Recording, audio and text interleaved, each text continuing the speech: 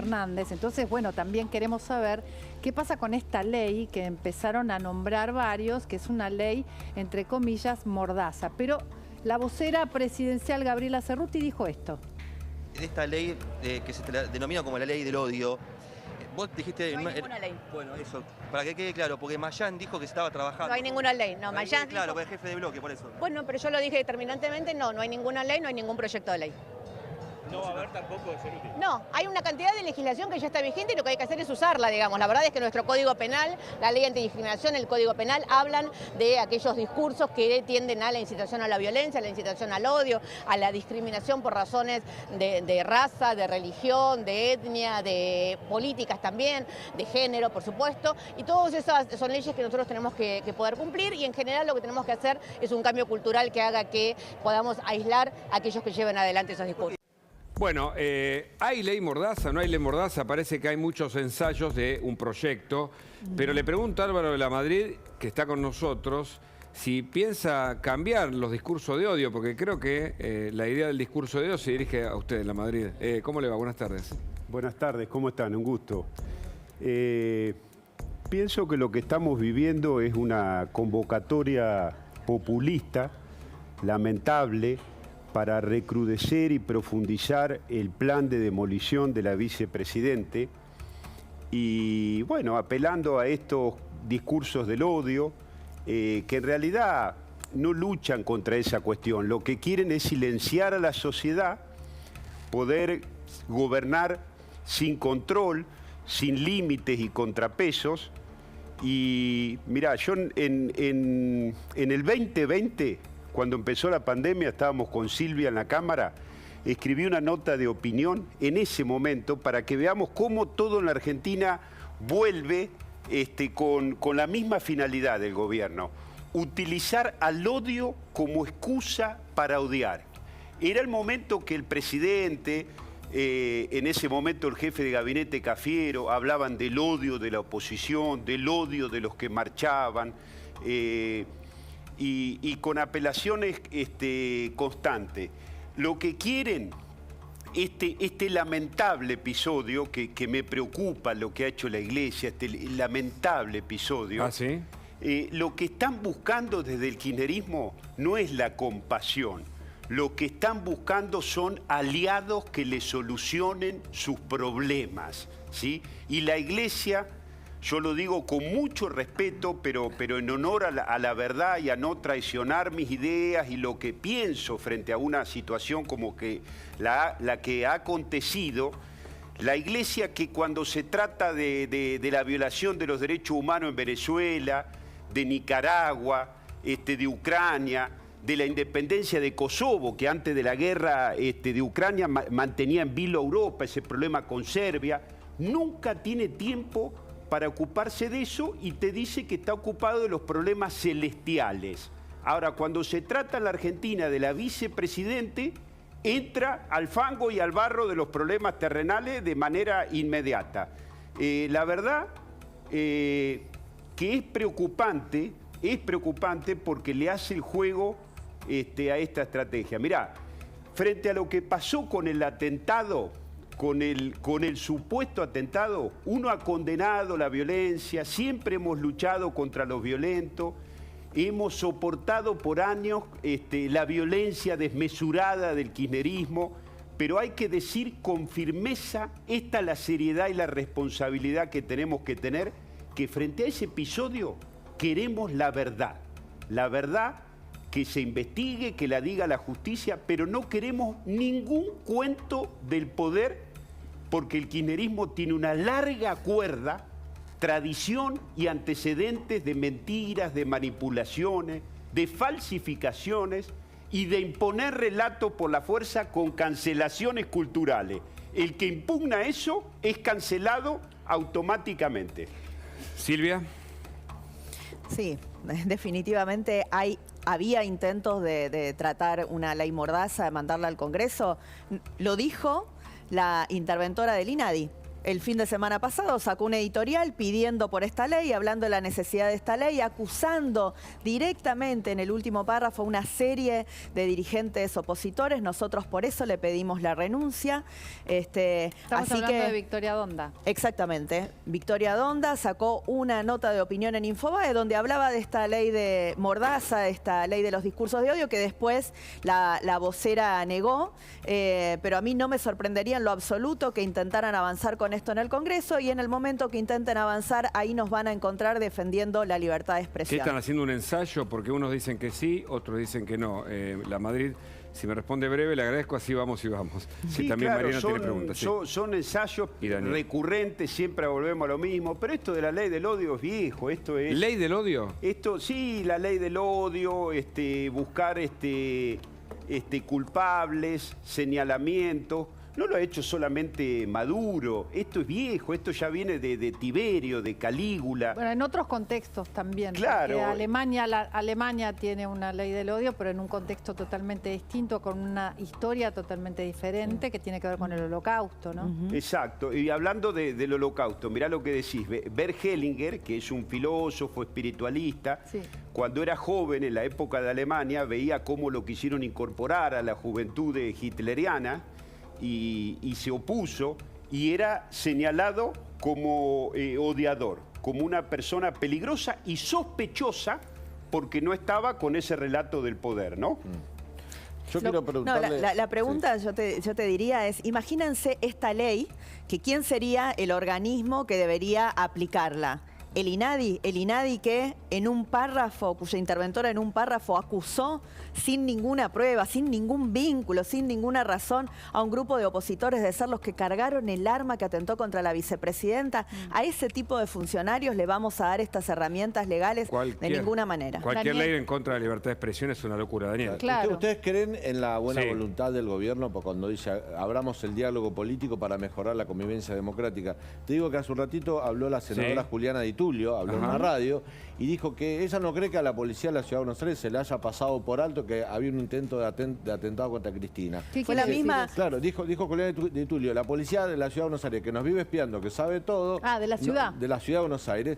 ¿Cómo es posible que no hubiera un grupo de nazis vendiendo copitos de algodón y se haya dado cuenta que atrás de eso había algo sospechoso? Pero no la echaron del lugar. No creo que se les haya pasado por alto. Digo, Pone un manto de sospecha sobre la policía de la ciudad. Es la misma senadora que dijo que iban a pasar por sobre las vallas, que la valla no los iba a frenar, ¿no? Que iban a ir sobre las vallas. Una valla que de haber estado... al mismo gobierno que te está convocando al diálogo, pero dicen eso. Claro, bueno, por eso mismo es tan poco creíble que efectivamente hayan reflexionado en este sentido. Pero además hay que decir una cosa, la convocatoria al diálogo salió en los medios. No hubo un solo llamado a ningún dirigente, por lo menos de mi partido, del PRO, para hacer una convocatoria formal al diálogo. Fue algo que se dijo en los medios, se comentó, supuestamente hubieron llamados a una parte de la coalición de Juntos por el Cambio. Con 2 radicales. Por eso, pero eso no es una convocatoria formal al diálogo, no hay tema, no hay formato, no hay lugar y sobre todo nadie conoce realmente si hay una intención verdadera o simplemente, bueno, un trascendido, un rumor de los medios. Bueno, en Parque Lezama, Mariano Recalde, te voy a tirar otra frase que dijeron hoy mismo Mariano Recalde calificó a Luciani de misógino, patriarcal y amigo del expresidente Mauricio Macri. En su alegato, transmitido en cadena nacional, dijo, una suerte de improperios, de discursos políticos berretas plagados de frases hechas de gorilismo. ¿Qué opinás? Bueno. Esto lo dice sobre un fiscal que está investigando una causa, ¿no? Bueno, la verdad que la opinión del senador Recalde sobre un fiscal es suya. La verdad es que si tuvieran esta intención real de convocar a recuperar la convivencia y el diálogo en la Argentina, lo primero que le vamos a pedir nosotros como condición es respeten la ley, respeten la división de poderes, respeten a la justicia. Si ustedes no garantizan eso mínimo, no hay condiciones para ningún tipo de diálogo. Así que si los mismos que te llaman llaman al diálogo se dedican a generar improperios, descalificar a un fiscal que está cumpliendo con su trabajo, porque lo que quieren es interrumpir el trabajo de la justicia, bueno, hay poco en común como para ponerse a dialogar. Álvaro, una amenaza contra el expresidente Macri, y muchos dicen que el clima de violencia puede incrementarse, se lo ve en las redes sociales. En vez de aplacar, el gobierno claramente ha dividido por muchos extremistas dentro del Frente de Todos. ¿Cómo puede seguir la situación? Bueno, yo lo dije el año pasado y está en los medios, están las declaraciones. Yo dije que este iba a ser el peor año de las tropelías del kirchnerismo. ¿Ah, sí? y que iban a buscar la violencia. Este es un gobierno que apela permanentemente a la violencia y después te llama al diálogo. Es decir, hace una acusación temeraria, irresponsable, indigna, diciendo que lo que ocurrió en la puerta del departamento de la vicepresidenta es culpa de los medios, del acusador fiscal, de la oposición, y después te llama al diálogo. Es decir, no se lo cree nadie a eso. ¿Y el juicio a Vialidad puede tener alguna implicación o algún resultado? ¿Puede frenarse ahora en época de alegatos de las defensas? Bueno, eso es lo que quieren hacer con esta situación. Quieren aprovechar esto para apalancar la posibilidad de que no haya rendición de cuentas y de que triunfe la corrupción. Y es lo que está diciendo no solo Mayans, la Cámpora. La Cámpora, ¿qué le dicen los sustantivos en lo profundo a los argentinos con todas estas manifestaciones? Que no la toquen a Cristina, que se va a armar un lío grande. Le dicen a los argentinos, para que se salve la Argentina y para que haya Argentina, se tiene que salvar Cristina. Y esto es una barbaridad. Bueno, algunos decían que el lema es Cristina nos cuida, cuidemos a Cristina, el lema que circuló también en Parque Lezama. El contrato de los argentinos es la Constitución Nacional. Ahí están nuestros propósitos, nuestros fines y nuestro contrato social. Argentina no sale con cerrar la grieta por la fuerza, con un siga-siga. Acá no ha pasado nada. Argentina sale con cárcel y castigo a la corrupción, con verdad, con más transparencia, haciendo que funcionen las instituciones y con plena vigencia de la Constitución. Ya está con nosotros Lacha Lázari, porque esto tiene repercusiones también en lo económico, y vos sabés que Lázari te lo cuenta de un modo muy interesante, ¿no, Mariana, además? Absolutamente, por suerte está acá y vamos a conversar con él. Pero yo quería preguntarle a Silvia, hablaron de una convocatoria al diálogo, esbozaron desde el oficialismo una convocatoria al diálogo hacia la oposición. ¿Es posible, digamos, acceder, acercarse a una convocatoria al diálogo? Lo dijo también Guado de Pedro, hoy lo escuché, lo viene diciendo, ¿no? Guado siempre está como tratando de que esto suceda, pero no es posible. Y a los ciudadanos quizás nos interesaría que fuera posible, como esa foto que vos mencionaste, que fue la primera foto después de lo que sucedió, ¿no? Yo creo que todos los ciudadanos argentinos, la mayoría, yo siempre digo 46,5 de los 47 millones deben querer salir del estado de crispación, Totalmente. ¿no? Quieren salir de la grieta, de la pelea, sobre todo porque la grieta es inútil, genera un inmovilismo. Nadie puede transformar si una mayoría se contrapone a otra mayoría y entonces nadie consigue nada, ni ellos, ni nosotros, ni aquel.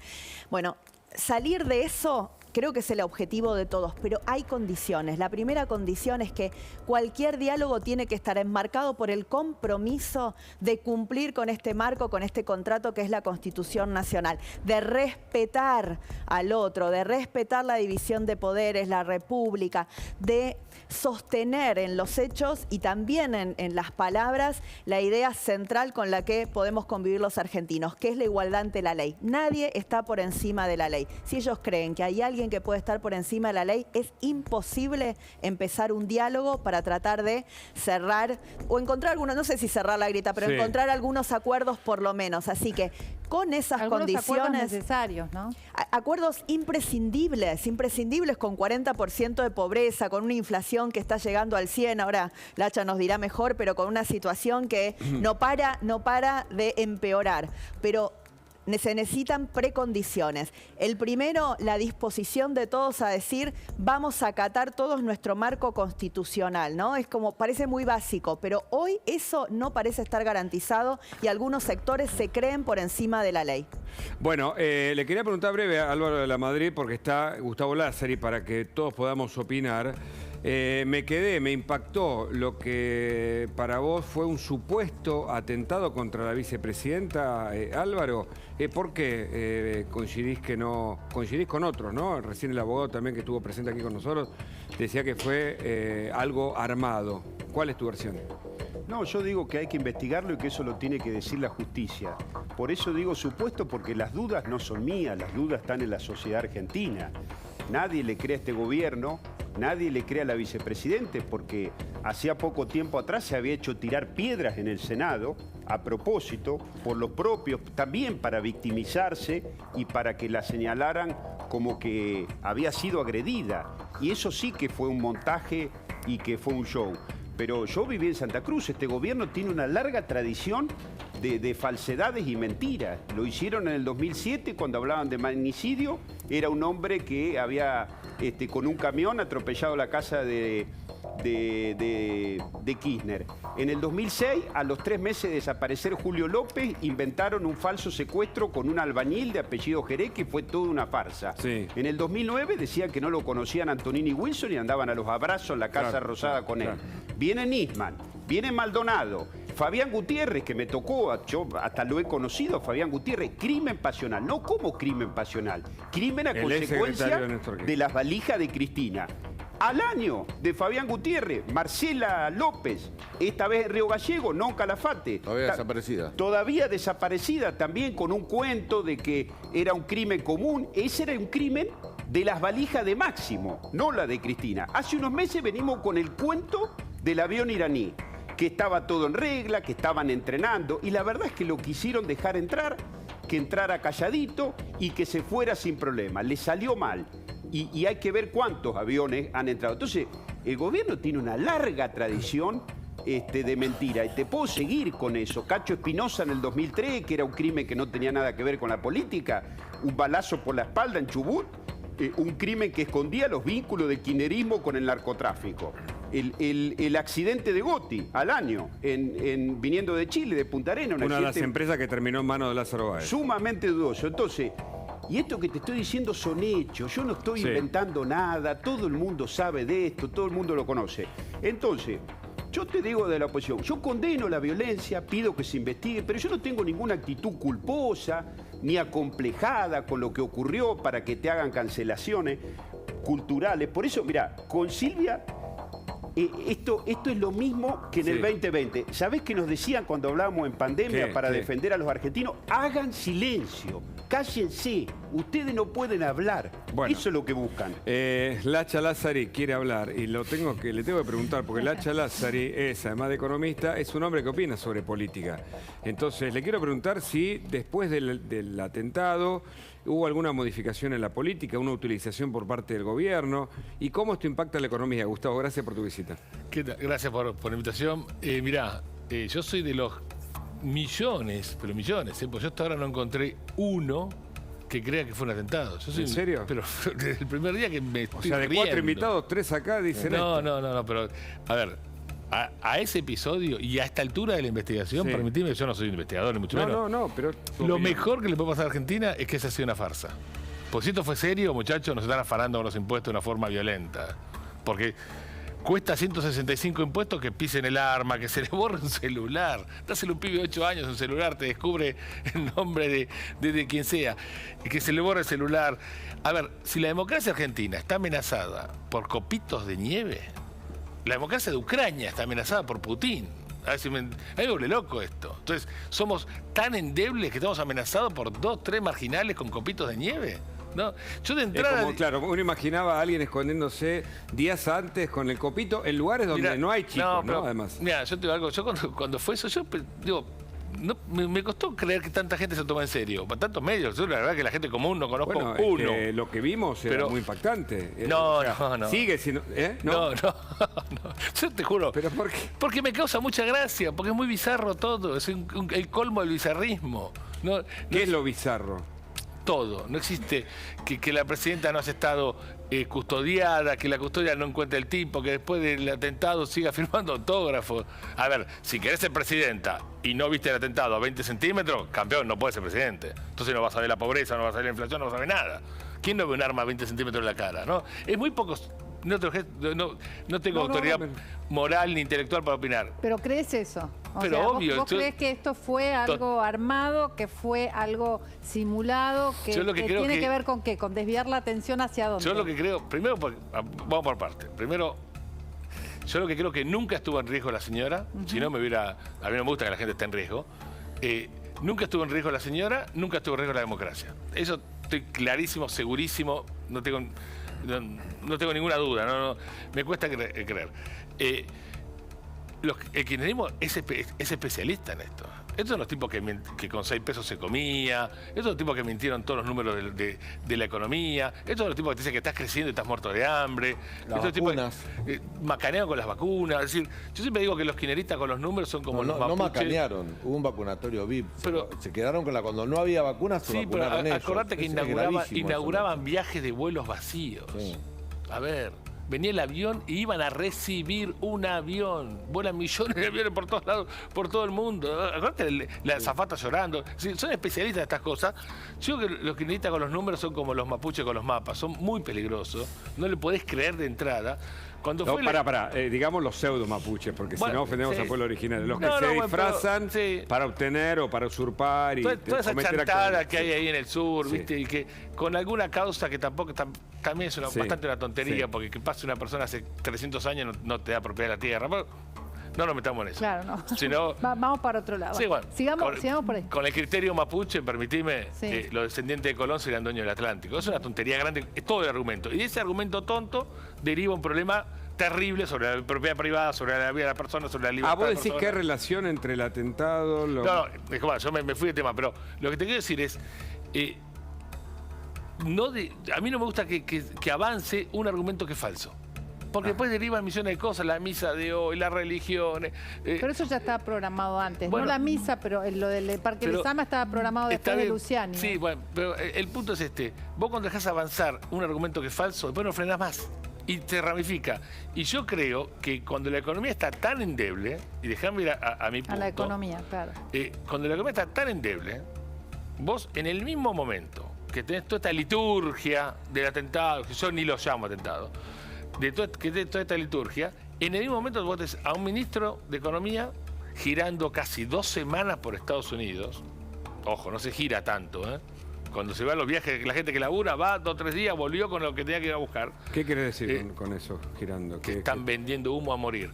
Pero no es una gira de trabajo, no es una... Bueno, sí, está bien, pero es muy larga. Y tenemos muchos problemas. La gente no tiene tiempo para